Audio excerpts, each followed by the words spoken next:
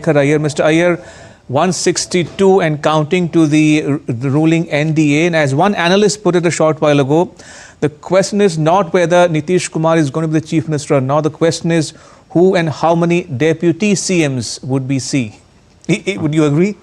Well, this time there has been a talk of having deputy chief ministers from Janata Dal United also.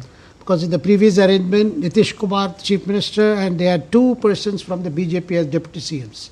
So there is a talk that now this trend has started in different states where you try to accommodate as many community representatives in a way of assuring some kind of a social cohesion, not in just in terms of political alliances, but also in the government.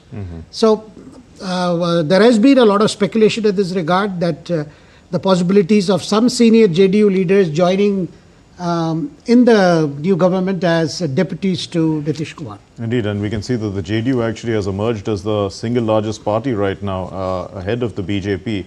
So that sort of solidifies the position of the JDU in deciding the constitution of the government. And also, to what extent, I mean, is this a reflection of let's say, what message does it give to national politics? Because they say that Bihar, is a sort of a bellwether state in many ways. Well, the NDA combination in Bihar has represented one of the, I would call it the most optimum of kind of alliances where you bring in social alliances as well as you bring in a kind of leadership and alliances of leadership at the state and from the center represented by the Prime Minister, what works politically on the ground. Because this was the advantage which NDA enjoyed in previous election, and this time it has got more reinforced because of the personality of Nitish Kumar as well as the leadership that the Prime Minister has been giving from the center. So this time, opposition has always made fun of this double engine Sarkar. But in Bihar, it got a lot of traction because the voters were beginning to understand, given the kind of the fragile state of economy in Bihar, Bihar needs continuous support from the center. And the kind of projects that have come to light in Bihar in the last decade or so has shown how important it is. You have a government in Patna that works in coordination and in good direction from New Delhi. So therefore, throughout the campaign, the NDA campaign, it was made very clear, nothing is better arrangement than Prime Minister Narendra Modi at the center and Nitish Kumar at the state. Mr. Iyer, I'd like you to pass the numbers for their implicit meaning as we speak. The NDA at 162 and counting. Would you attribute that to the BJP campaign focus on development? What would you attribute these numbers to? Well, I will only say that, of course, there are several factors that were at work and that they have seemed to have worked in favor of NDA. But the big thing was opposition alliance could not, project to the people that they were a credible alternative. Even though Tejasvi Yadav, as the emerging RJD leader and as a successor to the Lalu legacy, managed to draw crowds and managed to attract youth in their strongholds. But in terms of being an alternative and a credible combination or an alliance, I think NDA stood far ahead. Indeed. When we look at, there is the impact on national politics, one would say, because after all, this is the NDA that is in power at the center, and the JDU and the Telugu Desam party are the parties that are really helping the government in Delhi as well. In this context, would you see now that the JDU is in far more a stronger bargaining position even at the center? Well, JDU has always been a hard bargainer. I mean, there is no doubt about it. The only thing is this time, as I said, the JDU, perhaps the JDU leadership would want that, because, this time, the first time BJP and JDU have contested equal number of seats. Right. A few seats, either party being ahead is not going to make big difference in terms of arrangement. But definitely there are certain challenges to this combination, which would be one, the question of what is the future plans of Nitish Kumar, what kind, and particularly there will be a lot of speculation about his health, that is two. And thirdly, BJP being a backer for a long time, there are, every party has its own ambitions. Rather, it has its own set of ambitious leaders. Right. So those will have to be contained in the fact that this alliance has gone to the elections together. And Nitish has several times, he has tried experiments with RJD. At least more than twice he has seen. So this is a kind of a steady alliance. But at the same time, the expectations are huge. A lot more needs to be done. And people find, with so many promises, with so many things which has been rolled out. And particularly one big factor that is coming across, Mark, I would say, is the role of women voters. We saw it in previous election. And if these figures are holding, till the last, that means women have overwhelmingly not only come to vote, but they have also voted in favor of a leadership of the government, which they have seen has delivered results. Mr. Iyer, hold your thoughts. Gautam, do stay on. We have some more news coming in on the Bihar election results. The NDA, the National Democratic Alliance, has crossed the majority mark in the early trends, leading on 159 constituencies. Indeed. The opposition alliance stands far behind in early trends. Indeed, and we know that 122 seats is all that's needed to form a government to cross the majority mark in these polls. The NDA is leading in 163 seats. 122 seats are needed for a simple majority. So that's just perspective for you. So far ahead of the simple majority mark. In fact, closer to the two-third majority mark, one would think. So these trends, we put them into context with Shekhar Iyer, who has many, many years of experience in analyzing political affairs, and Gautam Roy, who is on the ground and giving us the pulse of the state.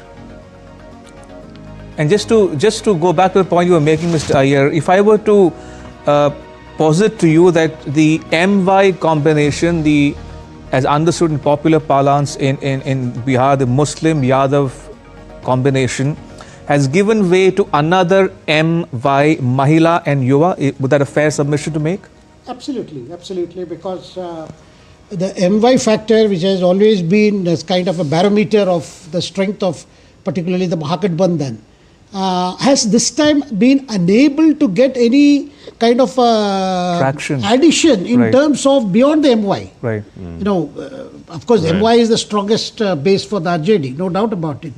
And then Congress, you see, this election is also about the Congress, because we saw the difficult times that the Congress had in negotiations in getting the number of seats they wanted. And finally, when the campaign started, we saw their senior leaders like Rahul Gandhi being absent for a long time. And finally, with a lot of reluctance, Tejasvi Yadav was accepted as the CM face. And then, the people were talking that this alliance, if at all, has to come closer to a striking range, then the Congress would have to do exceptionally well. But then there were several factors we have seen in terms of the organizational weaknesses of the Congress, which could have, pulled down the alliance as it has done previously. Indeed. So the Congress is leading in 15 seats right now. And we have to look at the vote share, because the vote share of the party has consistently been declining in the state. And of course, it's been out of power in the state for close to 40 plus years. So it's really a... So another cause for introspection in the opposition alliance, in particular the Congress? In the recent past, one wouldn't say that the state, even though it's a very politically aware state, really they don't have much remembrance of the Congress at all in the state, at least many of the voters at the current time. No, Mark, Congress has been unable to recover in Bihar ever since the beginning of the Mandal era. Right. That is where they lost grounds to these Mandal parties, whether it is RJD or Janata Dal United. And subsequently also in terms of, traditionally when the Congress was the most dominating party, it had the support of the upper caste, it had support of Muslims, it had support of Dalits. But having lost, and then with the rise of the other backward classes or the OBC class, Congress decline started. And after that, they had to get into an alliance with RJD, with the Lalu being an important player in the your UPA government at the center, or even the previous you had your United UF government. Right, right. Now, what has happened is Congress, in terms of a social base, has not been able to discover new grounds, because largely, if you find Congress support base, whatever it has been, almost identical with what the RJD has had. So therefore, I would say the neglect of Bihar organization by the Congress leadership. Even this time, there were complaints about distribution of tickets, allegations of money playing a big part in pick of candidates. These things somehow seem to pull down the morale of the average Congress worker on the ground. And that, because you see, just for the negotiation for seats, because in the last election they had contested 70 seats and they won only 19. This time they bargained hard and they got 61 seats. But in terms of performance, they are more or less back to where they were earlier. Indeed. Gautam, coming to you now, you've spent the last several days in Patna and elsewhere in Bihar. Give us a sense, if you will, about the organization of these elections to begin with, the role of the Election Commission. Remember, we know a lot of controversy about the special intensive revision of voters list. That was the narrative leading up to the polls, but that doesn't seem to have made much of an impact in the polling per se. How do you look at the contrast between the jungle Raj of yore and the situation existing in Bihar today? Just to give you a data point here, Gautam, in 1985 there were 63 deaths and 156 repolls in the Bihar election, and come to 2025, 0 deaths, 0 violence, 0 repoll. Your thoughts, Gautam? Yes, Ramesh, that is one, of course, huge endorsement of how the election has been conducted. The 2 phases of polling earlier in Bihar, there used to be multiple phases of polling. These polls were concluded in just 2 phases, and there was no violence, really. Everything was peaceful, and no other incident was reported, either no intimidation, no bogus voting. It used to be known, Bihar used to be known for those things, apart from intimidation at the level of Naxal violence as well. All that is now part of the past, it seems, because of the fact, the pointer that you have brought forth. The other, look at how strongly the people have endorsed the electoral process in Bihar, that you had an unprecedented turnout, even after the special intensive revision of the rolls, where a lot of people, lakhs of voters were knocked off because they were not in the proper places. It just didn't match, their records didn't match, or whatever the reasons may be. They could be falsely there as well in the voter list, and all that got knocked off, which automatically bumped up the ultimate turnout figure in terms of a proportion or a percentage. But even otherwise, the way women and youth, particularly Gen Z, have turned out and participated in the elections, again in unprecedented numbers, women crossing the 71% mark, outstripping men by more than 9%. The overall turnout outstripping the previous turnout by more than 9%, almost in the zone of 10%. Again tells you the manner in which the elections were conducted, despite the kind of allegations that the opposition leveled in terms of vote chori, stealing of votes, hasn't hit home at all. Otherwise, why would people endorse the elections in this manner and come out in larger numbers than the previous time? Right. Gautam, if we try to sort of expand on that thought a little bit, are we seeing, any shifts in loyalty, in a sense, in terms of the way the people have voted? Or is this pretty much, stuck? People, the political landscape remains more or less the same. People, the main parties continue to dominate the electoral scene. Maybe some have just got a little ahead of the others.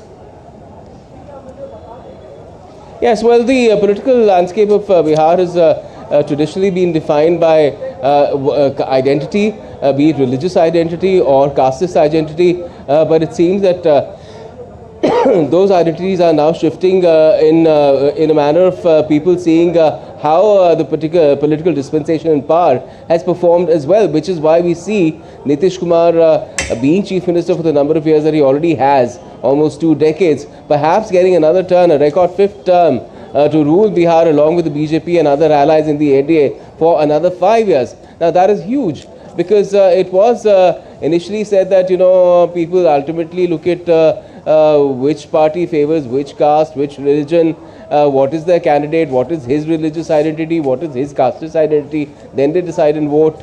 It's a primarily on community lines. All that seems to be changing because well, India is evolving, and so is Bihar. Bihar is a state which is still in the perception of a lot of people a poor state, one where a lot of migration takes place. People go out to find jobs instead of getting them here, because Bihar has its own intrinsic unique challenges, floods coming in every other year, and it's a largely agrarian society still. Not much industry here because of days of, again, yore, where there used to be jungle raj or a lot of hooliganism, gundaism here. All that has changed, and even industry is now coming over here. So all this is reflecting how not just the state itself is changing, but the mindset of people, because of that process, is also changing, and perhaps rewarding performance instead of staying stuck in the same old groove, as I had said in my earlier story. Indeed, I want to take that point across to you, Mr. Iyer. Rewarding performance and good governance, as it were, going in favor of the NDA and Nitish Kumar in particular. What keeps or what makes Nitish Kumar tick? Age does not seem to be a handicap for him. Health does not seem to be a handicap for him. His image of a Sushasan Babu, good governance, able administrator, still, persists, lingers. It does, because the memories of the period, the 15 years under Lalu Rabdi Raj, the memories are so haunting still, that a lot of incremental changes in various sectors have left a very good impression compared to the memories they've had. And this time, the Mahagathbandhan was counting on the first-time voters who have never seen that quote-unquote jungle raj. So, a part of the NDA campaign was to continuously, recall, do not forget, lest you forget kind of campaign, So that's why they were doing it. But more than that, I think, if you look at sector-wise, see, Bihar still faces the problem of unemployment. Bihar still faces the problem of, creating kind of assets that Bihar needs to continuously generate employment. Now, and this time we saw promises being made.